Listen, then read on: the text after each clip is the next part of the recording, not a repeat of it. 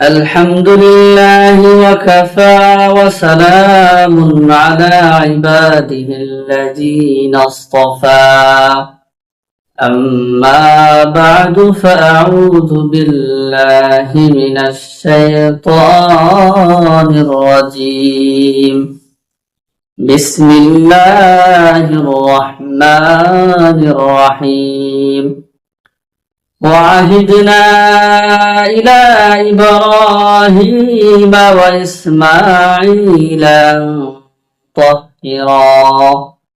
أن طهرا بيتي للطائفين والعاكفين والركع السجود بارك الله لنا ولكم في القرآن المجيد ونفعنا وإياكم بالآيات والذكر الحكيم আলহামদুলিল্লাহ আল্লাহ পাকের দরবারে লাখো কোটি শুকর ও সুজুদ যিনি আমাদেরকে তার হুকুম পালন করার উদ্দেশ্যে আল্লাহর ঘর মসজিদে আসার তৌফিক দান করেছেন।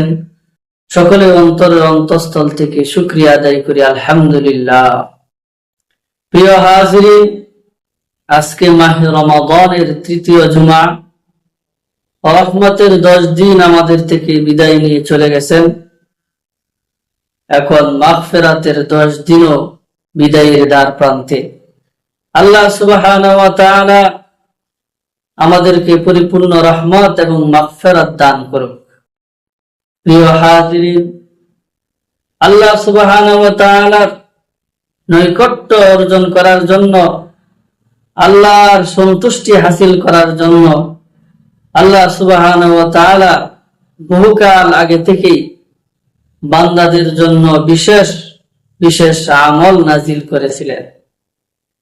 আল্লাহর নৈকট্য অর্জনের জন্য যত বিশেষ গুরুত্বপূর্ণ আমল রয়েছে, সেই বিশেষ গুরুত্বপূর্ণ আমলের মধ্যে অন্যতম একটা আমলের নাম হলো ইতিকাফ। ইতিকাফের মাধ্যমে বান্দা আল্লাহর নৈকট্য লাভ করতে পারে। প্রিয় হাজিরিন, সূরা বাকারার 125 নম্বর আয়াতে আল্লাহ তাআলা বলেন, ওয়াহিদনা ইলা ইব্রাহিম ওয়া ইসমাঈল আন তাহহিরা বাইতিয়া লিত-তাইফিনা ওয়াল-আকিফিনা ওয়ার-রুকআইস সুজুদ। আল্লাহ বলেন, আমি ইব্রাহিম ও ইসমাইলকে এ মর্মে নির্দেশ দিয়েছিলাম যে তারা তাওয়াফকারী, ইতিকাফকারী ও রুকু সিজদা আদায়কারীদের জন্য তারা যেন আমার ঘরকে পবিত্র রাখে। এই আয়াতের মধ্যে একটা বিষয় লক্ষ্য করুন যে আল্লাহ তাআলা নামাজ আদায়কারী এবং ইতিকাফের জন্য তার ঘরকে পবিত্র রাখার নির্দেশ দিচ্ছেন। আল্লাহর প্রিয় বান্দা, আল্লাহর দুই প্রিয় বান্দা এবং তার নবী হযরত সাইয়্যিদুনা ইব্রাহিম আলাইহিস সালাম ও ইসমাঈল আলাইহিস সালাতু ওয়াস সালামকে তার ঘরকে পবিত্র করার নির্দেশ তাদেরকে দিচ্ছেন। ঐতিহাসিকদের মতে এই দুই আম্বিয়া আনুমানিক প্রায় 4000 বছর পূর্বে তারা দুনিয়াতে আগমন করেছিল। সেই বহুকাল আগেই তাদেরকে এরকম ভাবে নামাজ আদায়কারীর জন্য, ইতিকাফ আদায়কারীর জন্য মসজিদকে পবিত্র রাখার নির্দেশ দিয়েছেন। এর মাধ্যমে জানা যায় যে আল্লাহর নৈকট্য লাভের যত আমল রয়েছে, সেই আমলগুলোর মধ্যে অন্যতম একটা আমল হলো ইতিকাফ। প্রিয় হাজিরিন, এবার আসুন আমরা জেনে নিই ইতিকাফের শাব্দিক পারিভাষিক অর্থ। ইতিকাফের শাব্দিক অর্থ আকাফা, আকিফু থেকে আকফান, নিজেকে আবদ্ধ রাখা, কোন জায়গায় অবস্থান করা। পারিভাষিক অর্থে ইআতিকাফ বলা হয় আল্লাহর সন্তুষ্টি লাভের উদ্দেশ্যে, ইবাদতের উদ্দেশ্যে নির্দিষ্ট নিয়মে মসজিদে অবস্থান করাকে ইআতিকাফ বলে। ইআতিকাফ আবার 3 প্রকার।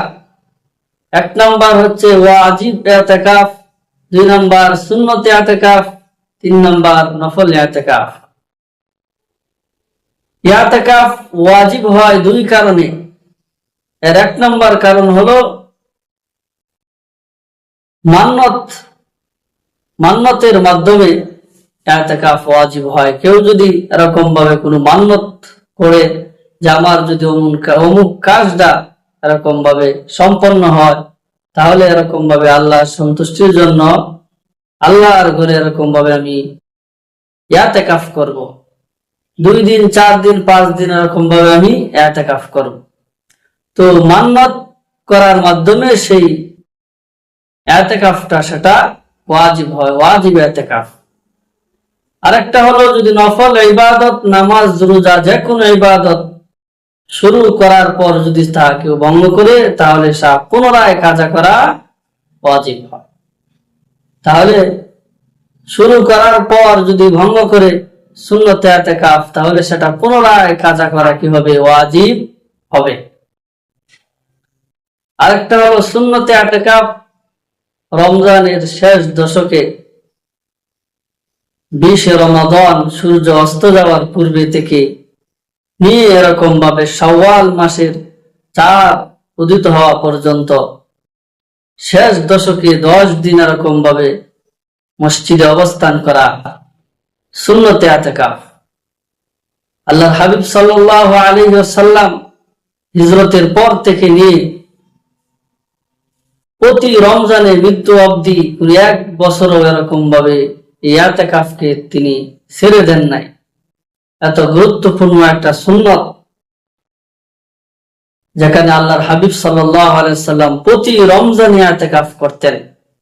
আর আমরা নিজেদেরকে আশিকে রাসূল দাবি করি, অথচ আমাদের 60, 70, 80 বছর জিন্দেগিতে একবারও এই গুরুত্বপূর্ণ সুন্নতের উপর আমল করা আমাদের কারো তৌফিক হয় না। জীবনে একবারও আমরা নবীজির এই সুন্নতটা পালন করতে পারি না, অথচ নিজেদেরকে বড় আশিকে রাসূল দাবি করি। মুখে মুখে শুধু আশিকে রাসূল, আমলের ক্ষেত্রে সুন্নতের পাবন্দির ক্ষেত্রে আমাদেরকে পাওয়া যায় না। আরেকটা ইআতিকাফ হলো নফল ইআতিকাফ। তা যে কোনো সময় করা যায়। মসজিদে আমরা 5 ওয়াক্ত এরকম ভাবে নামাজের জন্য আসি, আমরা চাইলে 5 ওয়াক্তে প্রবেশের সময় এরকম ভাবে আমরা নফল ইআতিকাফের নিয়ত করতে পারি। আমরা যদি নফল ইআতিকাফের নিয়ত করি, তাহলে পুরোটা সময় এরকম ভাবে আমরা নামাজ আদায় করব, নফল ইআতিকাফেরও সওয়াব আমরা পাবো। মসজিদে প্রবেশের সময় যদি আমরা এরকম ভাবে 5টি সুন্নত আদায় করি, একসঙ্গে এরকম ভাবে সহজে বলা যায় যে বিসমিল্লাহি ওয়াসসালাতু ওয়াসসালামু আলা রাসূলিল্লাহ, আল্লাহুম্মা ইফতাহ লি আবওয়াব রাহমাতিক, নাওয়াইতু সুন্নাতাল ইআতিকাফ।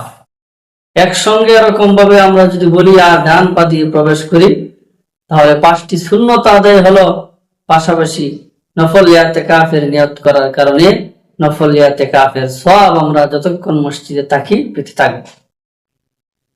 প্রিয় হাজিরিন, কাল কিয়ামতের ময়দানে একটা নেকির জন্য মানুষের প্রিয়জনদের ধারে ধারে এরকম ভাবে ঘোরাফেরা করবে, ঘুরবে। আর মসজিদে প্রবেশের সময় দৈনন্দিন আমরা যদি এরকম ভাবে সুন্নত গুলা আদায় করি, তাহলে 50টা নেকি এরকম ভাবে আমরা পেয়ে যাব। প্রতি ওয়াক্তে প্রবেশের সাথে সাথে 5টা সুন্নত আদায় করে এরকম ভাবে 50 নেকি আমরা পেয়ে যাব। প্রিয় হাজিরিন, এবার আসুন আমরা জেনে নিই ইআতিকাফের ফজিলত। ইআতিকাফের 1 নম্বর ফজিলত হলো ইআতিকাফের মাধ্যমে বান্দা আল্লাহর নৈকট্য লাভ করে। ইআতিকাফের মাধ্যমে আল্লাহর সন্তুষ্টি হাসিল হয়। কিভাবে? আল্লাহর নৈকট্য লাভের পথে সবচেয়ে বড় বাধা হলো দুনিয়া। যখন ইআতেকাফকারী ইআতেকাফ করে তখন দুনিয়া থেকে এরকম ভাবে বিচ্ছিন্ন হয়ে আল্লাহর ঘরে সে পড়ে থাকে, আল্লাহর দরবারে পড়ে থাকে। এই আল্লাহর দরবারে দুনিয়া থেকে বিচ্ছিন্ন হয়ে পড়ে থাকার কারণে আল্লাহর নৈকট্য লাভ হয়। তাহলে 1 নম্বর ফজিলত হলো ইআতেকাফকারী আল্লাহর নৈকট্য লাভ করে। ইআতেকাফের 2 নম্বর ফজিলত হলো ইআতেকাফকারী ইআতেকাফ করার কারণে মাহে রমাদানের শেষ দশকে যে লাইলাতুল কদরের ফজিলতের কথা কোরআন ও হাদিসে এসেছে, সে ওই লাইলাতুল কদরের এরকম ভাবে শতভাগ লাইলাতুল কদরের ফজিলত সে পেয়ে যায়। তাহলে 2 নম্বর ফজিলত, শেষ দশকে ইআতেকাফের কারণে লাইলাতুল কদরের সে পরিপূর্ণ ফজিলত সে শতভাগ পাওয়া তার জন্য নিশ্চিত হয়ে যায়।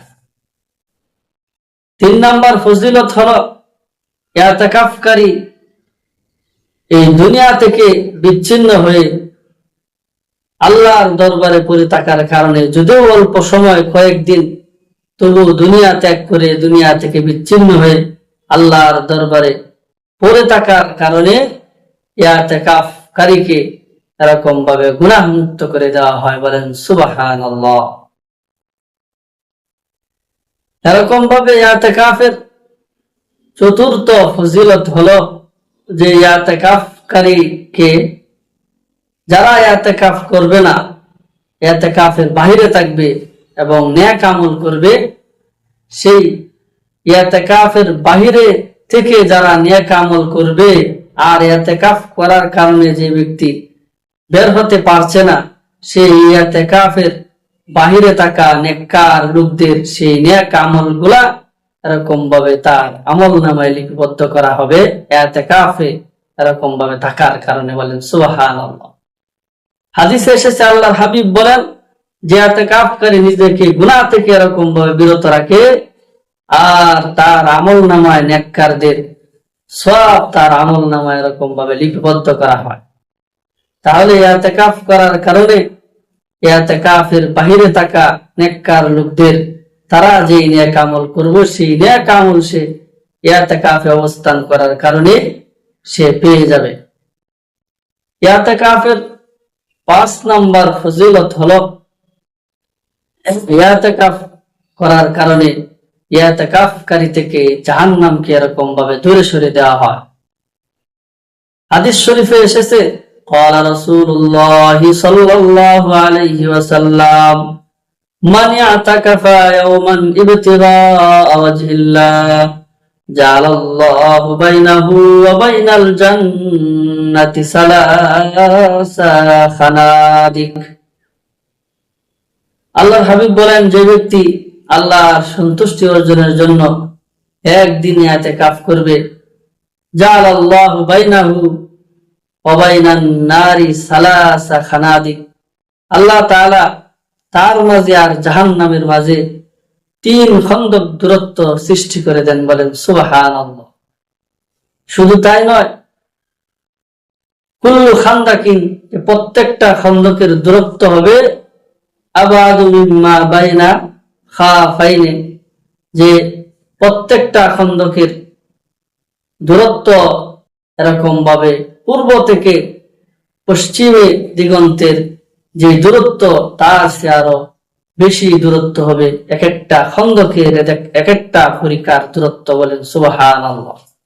মোট কথা, ইআতেকাফকারী ইআতেকাফ করার কারণে তার থেকে জাহান্নামকে 3 খন্দক দূরে সরিয়ে নেওয়া হয়।